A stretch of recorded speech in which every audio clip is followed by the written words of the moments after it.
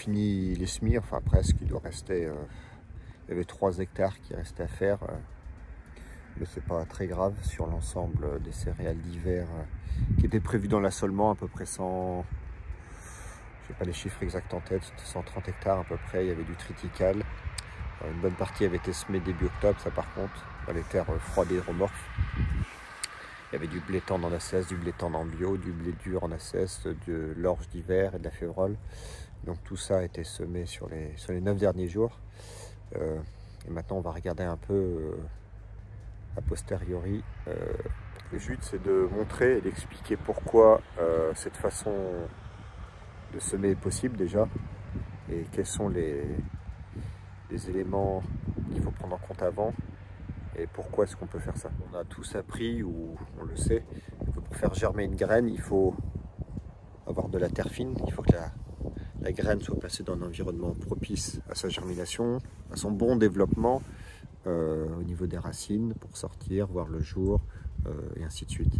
Que ce ne soit pas dans l'eau, que ce soit pas au milieu de grosses mottes, que ce ne soit pas dans une zone compactée, enfin bref, du bon sens paysan là-dessus. Et on va voir pourquoi, en regardant le sol, pourquoi est-ce que je peux me permettre de venir semer directement dans les champs sans travail du sol. C'est pas parce que j'ai un semoir SD que je peux le faire, c'est parce que le sol est prêt pour ça et permet de le faire. C'est bien le sol qui dicte et c'est pas le fait d'avoir la ferraille ou pas sous le hangar. Donc là c'est un champ qui a été semé au semoir à dents, donc on voit les passages ici de semoir, là. Enfin, c'est les roues de tracteur et du semoir, tous les 6 mètres. Donc devant moi c'est bien semé. Donc là il est en mode double dent, donc c'est dans le mode où on va dire il bouge le plus le sol, mais pour moi c'est pas un souci puisque ça permet de bien dégager la ligne et de faire un environnement propice à faire germer. Donc ça va faire un peu doublon avec le short que j'ai fait, mais vous inquiétez pas. Donc là c'est l'horizon de surface, donc il y a une ligne de semis là, une ligne de semis là, donc on a 25 cm ici. Tout ça là c'est semé. Le blé est ici, quelque part là-dedans. Vous voyez qu'il n'y a pas de motte à l'endroit au milieu du blé. C'est bien de la terre fine. Bon là avec l'humidité ça repue dessus, mais c'est pas des terrains du tout motteux quand c'est semé en direct. Les mottes existent quasiment pas sur la ligne de semis. Il peut y avoir un peu de débris de matière qui est envoyé sur les côtés et qui retombe comme ça, mais c'est à peu près tout. Bon là c'est pas ce qui m'intéresse de vous expliquer. Donc là l'horizon de surface, ici on voit qu'on a l'ensemble des débris végétaux des récoltes précédentes, donc là du colza, qui sont restés là, qui ne sont pas enfouis, qui sert à protéger le sol des UV, donc des levées de dormance, mais aussi là des très grosses quantités d'eau qu'on a eues. C'est des terres ici où à peu près entre 15 et 20% d'argile selon les secteurs, et la dominante c'est limon et sable, donc des terrains assez fragiles aux éléments climatiques et qui peuvent se fermer, où la structure peut se ferme naturellement, on va dire, si le sol est mis à nu avec certaines quantités d'eau. Donc il faut que l'activité biologique reprenne le pas, refasse des galeries et végétales. Donc là on voit qu'on a pas mal de turicules de vers de terre, il y a pas mal d'activités. Alors il y en a plus ou moins selon les zones, mais on voit que... Déjà on voit qu'on ne voit pas le sol, donc c'est-à-dire jusqu'à ce que je sème, le sol était bien protégé. Donc déjà quand on voit ça, c'est bon signe. Et surtout on va regarder avec la fourche ici. Je vais refaire une autre mode de terre.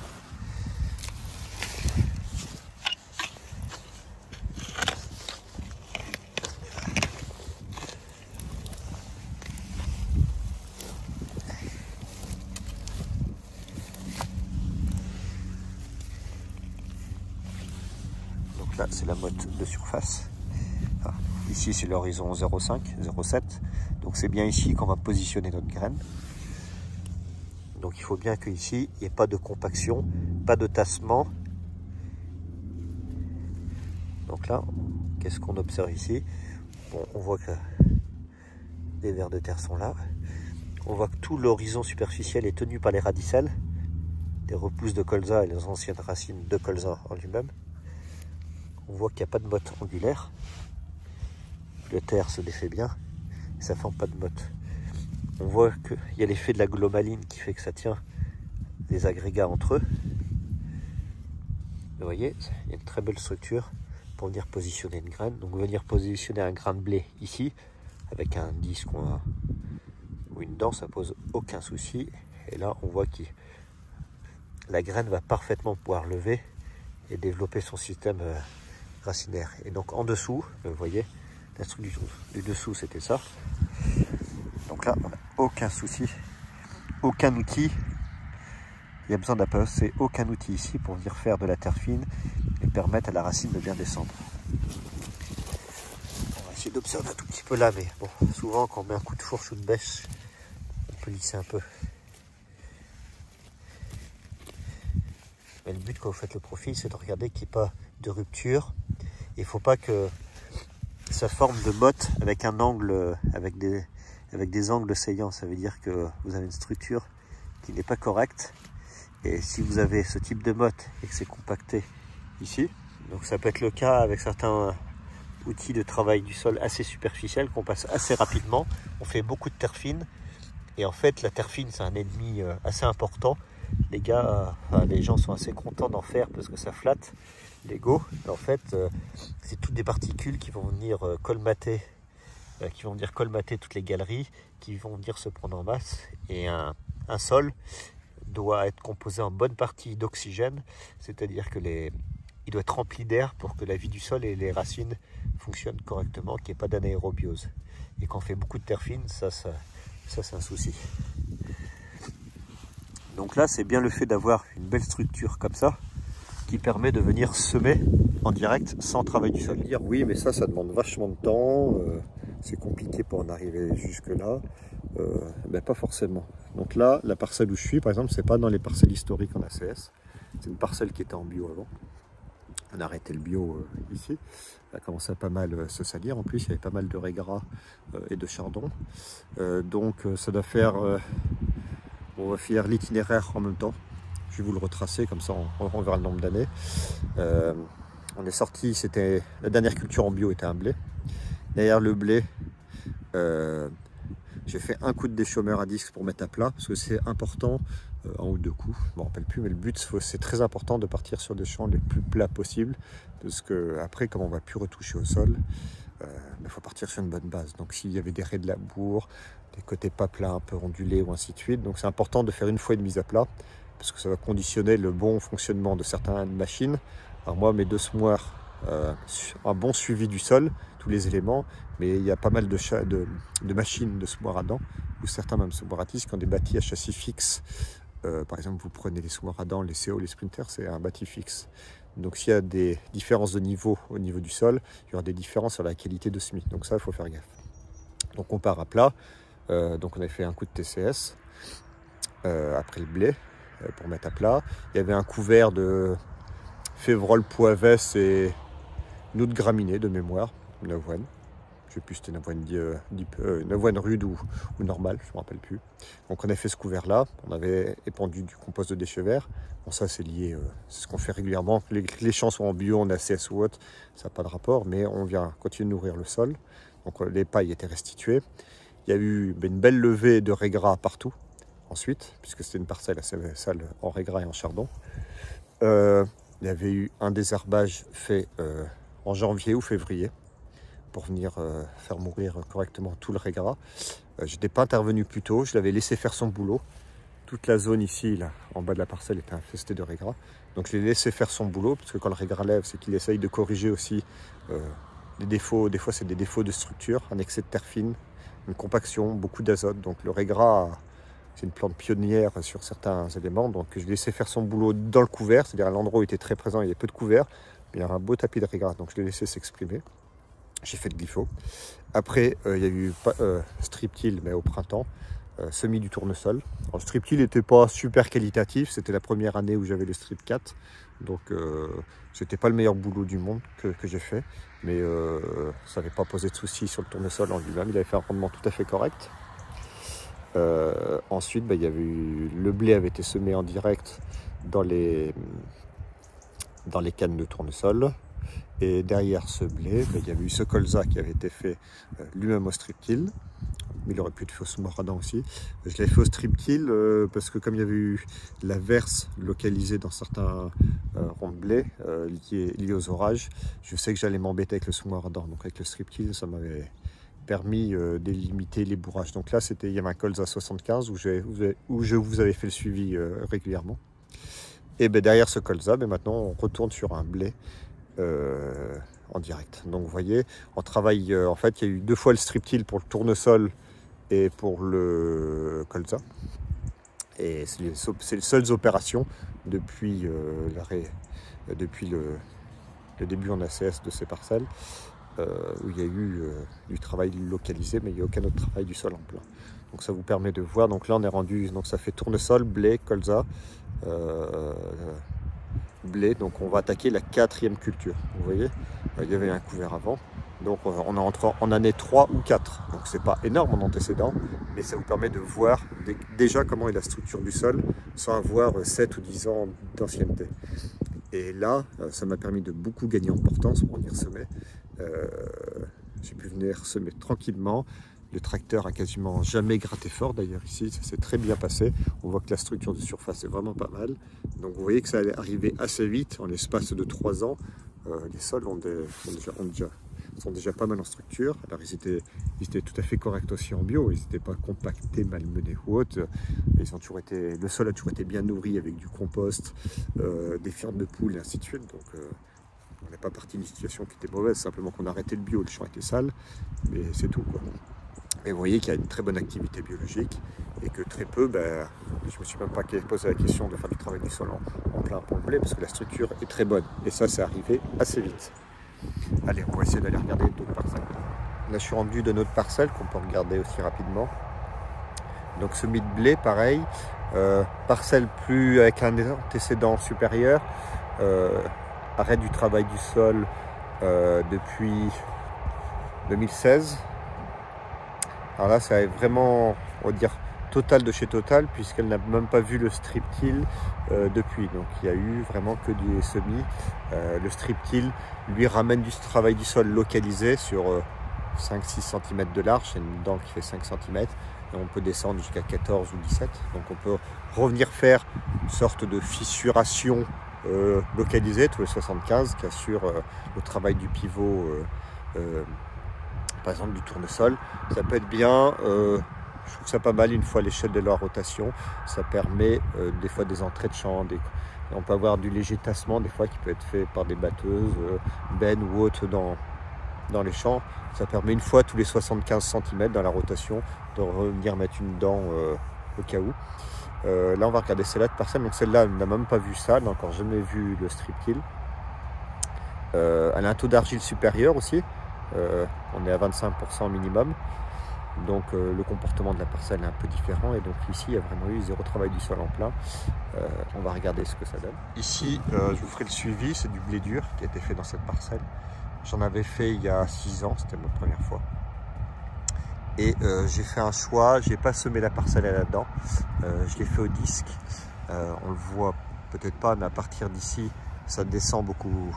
Ça descend et je sais que le semoir à dents est un matériel plus tirant que le semoir à disque et comme on était en conditions plastiques limites, d'autant plus dans des terrains comme ça un peu plus argileux, pour cette parcelle j'ai fait le choix de changer de semoir, de prendre un semoir donc moins tirant et comme ça j'allais moins mastiquer on va dire les premiers centimètres du sol avec la traction du tracteur. Donc j'étais les pneus en 650 dégonflés à 800 grammes pour gagner au maximum. D'ailleurs on voit assez peu l'impact.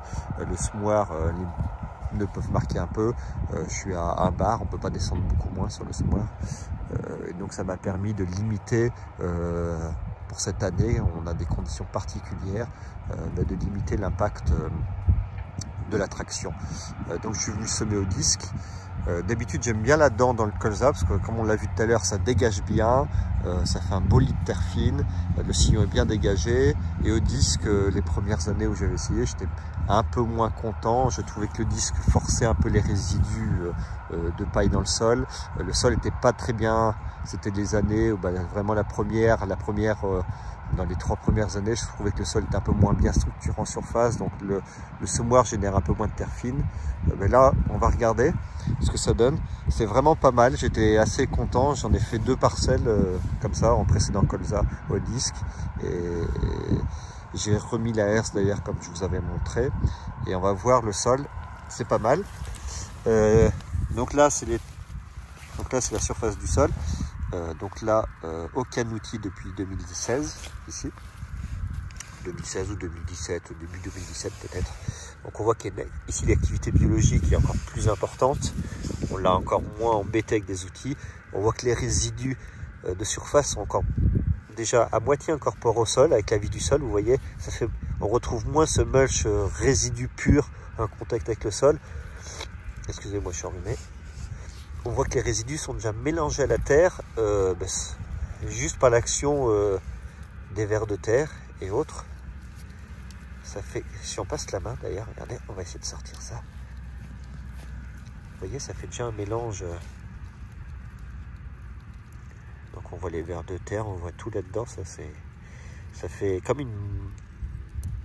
Quand on marche dessus d'ailleurs en ce moment, c'est un peu comme si on marchait sur une moquette. Ça fait... Ces meubles, c'est un mélange une sorte de litière. On pourrait comparer ça un peu comme on peut trouver des fois dans les bois. Donc ici, le semoir est passé ici, vous voyez. Donc là, c'est bien fait. La graine est bien en terre. Le disque turbo a ouvert. On va essayer de trouver la graine. Donc ça va un travail plus discret.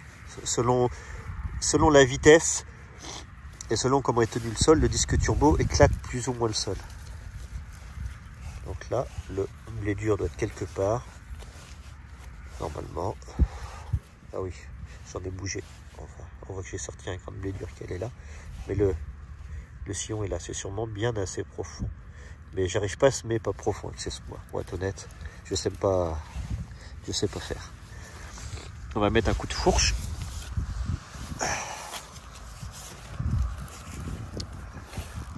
Donc là, le but, c'est de montrer toujours, même 6-7 ans plus tard, l'horizon et la structure du sol, qui permet toujours de se passer le travail du sol. Donc là, on ne traduit pas, c'est que lors d'un tour de plaine sur place, vous pourrez voir, mais la fourche est enfoncée toute seule d'un bout à l'autre, on va dire comme dans du beurre, il n'y a aucune résistance.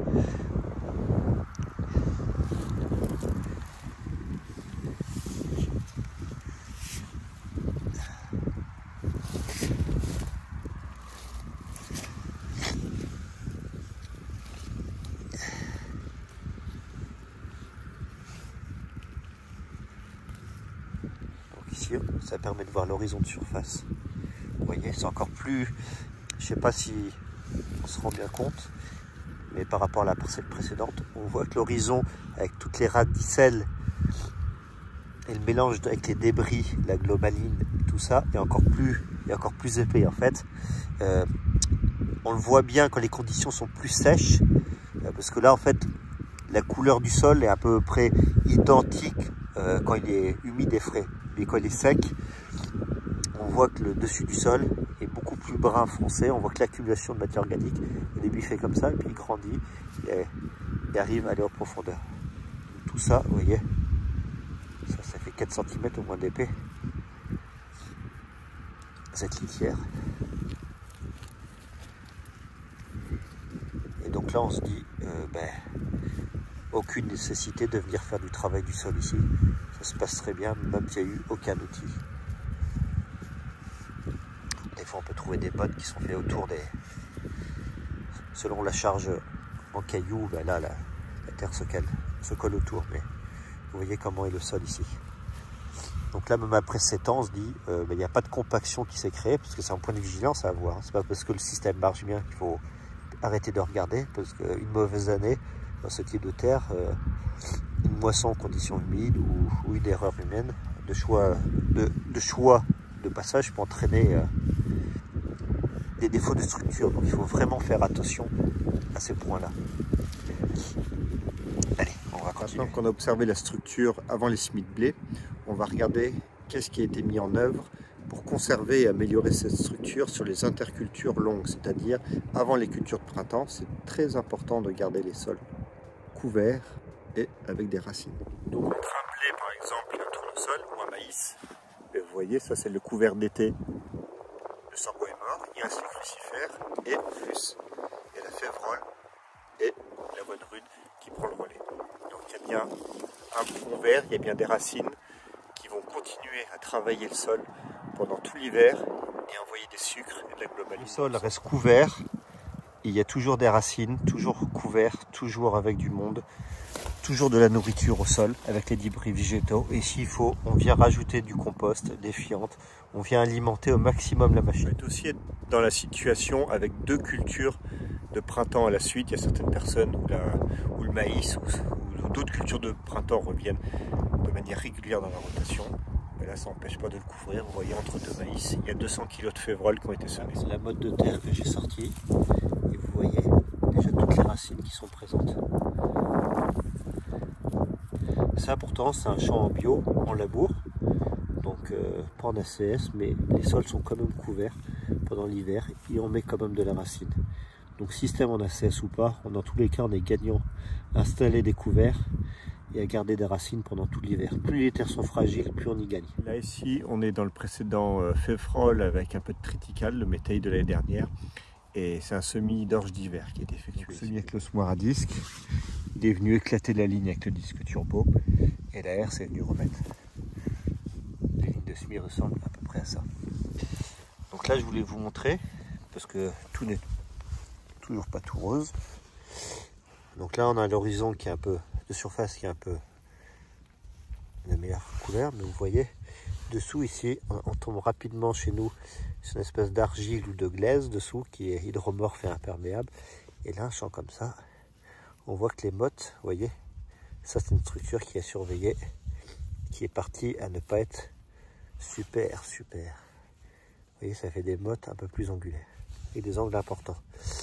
Donc là, derrière l'orge, il faudra faire attention, il faudra vérifier l'état de la structure. Les graminées sont des super plantes pour refaire de la structure dans les sols. Donc après la récolte de l'orge, on regardera la structure et on verra, par exemple pour le colza, si je vois que la structure elle s'est pas améliorée et toujours un peu comme ça, vous voyez, ça c'est pas super. Si elle est comme ça, eh ben, c'est pas du colza en direct qu'il faudrait faire ici. Ça sera avec le strip-till à mon avis, pour assurer un bon boulot. Parce qu'on voit que l'horizon de surface est correct ici, là, mais l'horizon de dessous, c'est moins bon. Un peu comme on retrouve quasiment une ligne de TCS à 5 cm là, et le dessous est plus compacté, il y a du boulot ici à faire. Vous voyez? Donc il faut que je reste vigilant sur certaines parcelles.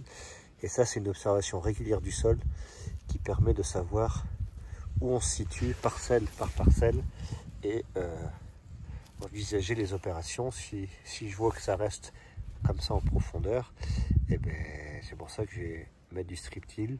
Ou si c'est vraiment très important sur tout l'horizon là, et ben là quelqu'un qui est dans cette situation, ben c'est peut-être un travail du sol en plein avec un déchaumeur à dents plus profond, peut-être refaire une intervention plus profonde à 15 cm pour recasser ces mottes et tout de suite venir semer quelque chose derrière. Donc il faut vraiment être vigilant, et le meilleur outil pour observer, ben, c'est une fourche ou une bêche. Et ça se fait à pied, ça se fait pas avec un tracteur, ça se fait pas avec un drone, ça se fait pas avec des images satellites, ça se fait avec des bottes quand il pleut et une fourche, et c'est tout. Il n'y a pas besoin de gros investissements.